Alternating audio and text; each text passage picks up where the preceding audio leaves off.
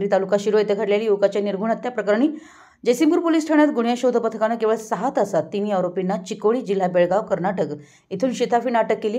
दिनांक 6 ऑगस्ट रोजी सकाळी 8:30च्या सुमारास चिपरी गावात घोडावत गेस्ट हाऊस ऑइल मिलच्या दरम्यान रस्त्यावर संदेश लक्ष्मण शेळके राहणार माळबाग चिपरी याचा अज्ञात कारणावरून धारदार शस्त्राने मार करून खून करण्यात आला होता।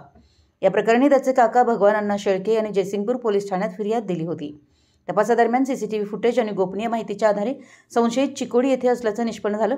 गुन्हे शोध पथकाने तात्काळ तेथे धाव घेत सापळा रचला। युवराज रावसाहेब माळी वय 30 राहणार फिल्टर हाऊस जवळ चिपरी, सूरज बाबासो ढाले वय 30 मूळगाव खोची तालुका हातकणंगले, गणेश संभाजी माळी वय 25 राहणार माळबाग चिपरी यांना ताब्यात घेऊन चौकशी केली असता संशयित आरोपी युवराज माळी यानं मयत शेळके यांच्या बहिणीनं माळी यांच्या आईला अपशब्द वापरल्याचा राग मनात धरून संदेश याचा कोयत्याने मार करून खून केल्याची कबुली दिली आहे।